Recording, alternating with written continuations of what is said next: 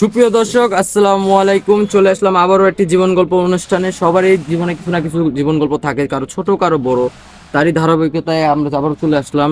আমার সামনে আমাদের একটি আপু আছে, তাদের সাথে আমি কথা বলবো আর আপনাদের শোনাবো। আসসালামু আলাইকুম আপু, ওয়ালাইকুম সালাম। কেমন আছেন? জি আলহামদুলিল্লাহ ভালো। আপু, আপনার নাম?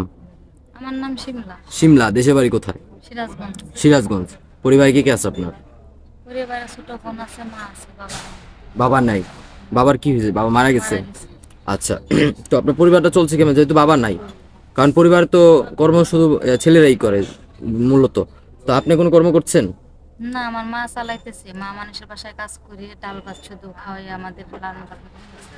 তো আপনিও তো করতে পারেন, কর্ম করতে পারেন। আপনিও তো একটা, আপনার প্রাপ্তবয়স্ক একটা মানুষ, আপনিও তো একটা কর্ম করতে পারেন। কাজে যাই করতে, কিন্তু লোকে খারাপ প্রস্তাব দেয়। কারণ এই বয়সে এখন কাজে গেলে নানান ধরনের কথা বলে, খারাপ খারাপ প্রস্তাব দেয়। এর জন্য আমি কাজ করব না, বিয়ে করে সংসার করব। কুপ্রস্তাব দেয় সবাই, যে গার্জেন খারাপ থাকলে নজর আর থাকে ওই না? কথা বলার সাহস পায় না। এখন একটা স্বামী চাচ্ছেন যে তার ঘরে সংসার করবে। জি, আমি দুঃখে তার পাশে থাকতে পারি। আচ্ছা, তার বয়সটা কিরকম হতে হবে? তার বয়সটা যেরকমই হোক, কমই হোক আর বেশি হোক, সুন্দর দরকার নাই, শুধু মন ভালো থাকলেই হবে। শুধু মন ভালো থাকলে হবে? টাকা পয়সা থাকতে হবে না কোনো?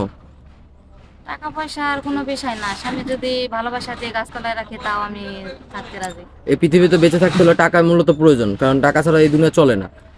না, আমার এতটা চাহিদা না, কারণ আমি আমার স্বামী ভালোবাসা চাই। চাহিদা খুবই অল্প আছে আপনার, তাই না? বেশি জি, চাহিদা নেই। চাহিদা অল্প। আচ্ছা, আপনি কি আগে বিয়ে হয়েছিল? জি, আমার বিয়ে হয়েছিল। তো ওই ঘরে সংসারটা হয়নি কেন?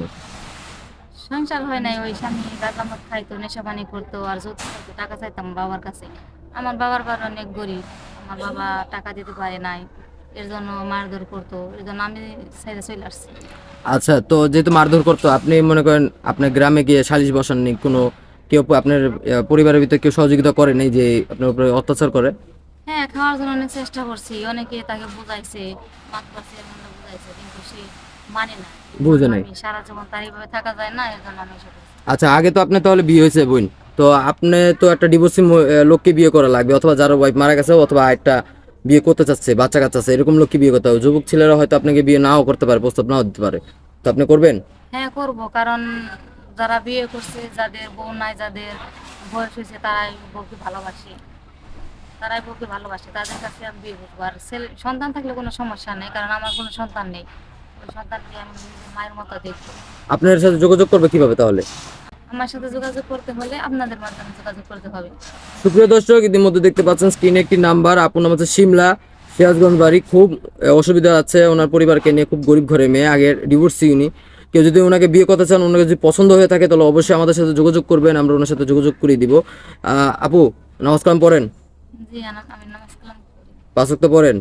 জি, কোরআন শরীফ পড়তে পারি। আচ্ছা, তো যদি আমরা কারোর সাথে যদি বিয়ে দেই, কোনো সময় কোনো কমপ্লেন দিবে যে এই মেয়ে ভালো না, বা আমাদের কথা শুনছে না, বা কোনো কাজ কাম পারে না, এরকম কোনো কমপ্লেন দিবে? না না, আমি এটা গ্যারান্টি দিয়ে বলতে পারি, আমাকে নিয়ে কেউ ঠকবে না। আমি সব কাজ কাম করতে পারি, নামাজ পড়ি, কোরআন শরীফ পড়তে পারি। আর স্বামী যে কি জিনিস, কিভাবে ভালোবাসতে হয় সেটা আমি জানি। আচ্ছা, তো আপু ভালো থাকবেন, এটা মনে মাঝে চেষ্টা করবো। আসসালামু আলাইকুম।